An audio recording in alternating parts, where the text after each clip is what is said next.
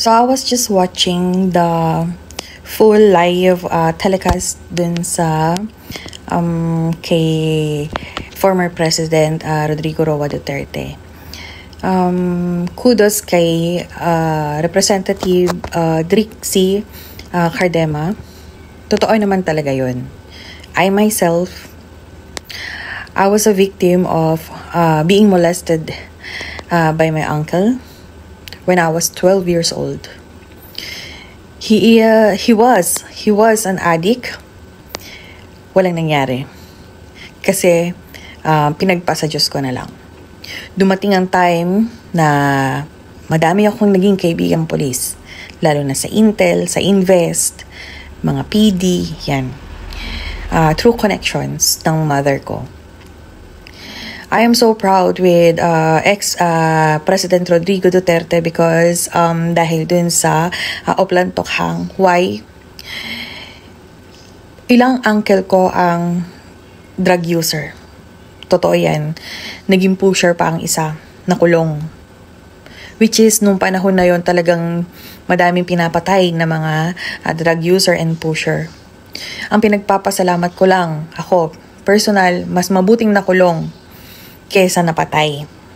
You know why? Kasi yung mga kapulisan dito sa Bataan, talagang may puso. Sisimulan ko dun sa father ko.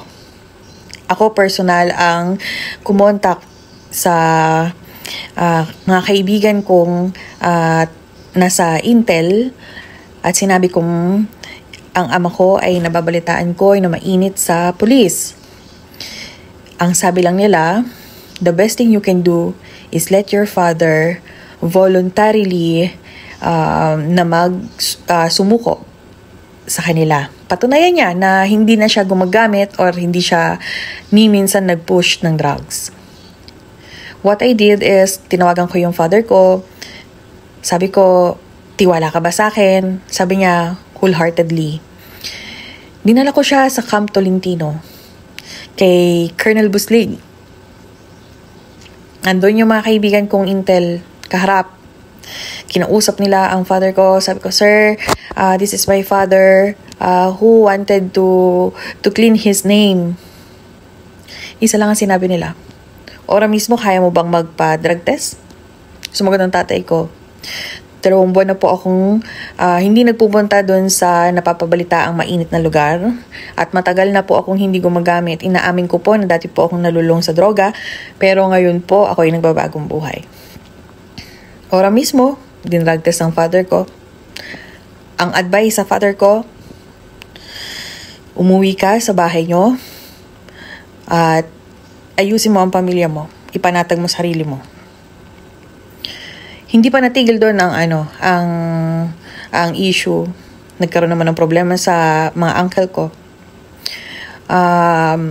Nabalitaan ko naman na i-raid daw ang bahay ng mga uncle ko. So, ako mismo talaga ang kumontak sa mga uncle ko na kung po pwede, mas maganda mag-voluntarily submission kayo sa mga police na hindi totoo ang nababalita ang chismis. And then, what they did is, hindi sila kumibo. But I know. Hindi naman nila sasabihin sa akin yung surprise visit nila, di ba? There was this time na binisit nila ang bahay. Wala silang napatunayan. So, inalagwa nila ang pamilya ko. To think na talagang maingay na ang EJK issue. Okay? Na sinasabi nila, mabalitaan lang na ganun, papatayin ka na. I have 2 cousins also tumira sa bahay namin because of drug issues. Dahil sa takot dyan sa EJK na yan, tumira sila sa amin. Hindi ko pinalagpas ang pagkakataon. Kinausap ko ulit ang mga tao sa Intel. Ang sabi nga nila,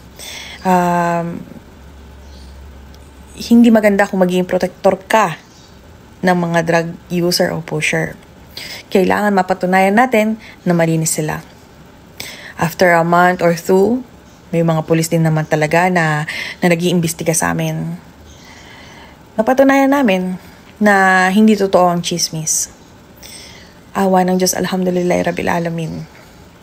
Buhay ngayon ang pamilya ko. Kaya yung sinasabi nila na EJK na yan, totoo yon kung nanlaban. Itong mga uncle ko, hindi sila lumaban, kusa silang sumuko, ipinakita nila na ready silang magbagong buhay. At because of ex-President Rodrigo Duterte, nabigyan sila ng pangalawang pagkakataon ayusin ang kanilang buhay. Totoo ang sinasabi ni Representative Drixie Cardema, bakit walang mga biktima ng mga drug addict na yan? Bakit ngayon puro mga ex-convict, puro mga napatay dun sa engkwentro ang mga nagiging witnesses ngayon dito sa Congress hearing?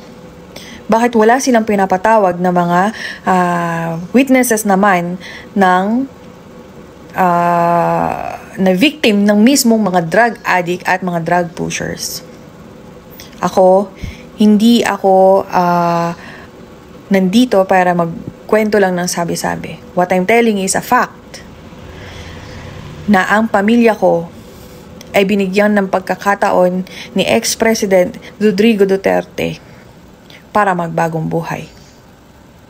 Kaya sakit na sakit ang loob ng buong pamilya ko, lalo na ng nanay ko, na nakikita na dinudurog nila ngayon si ex-President.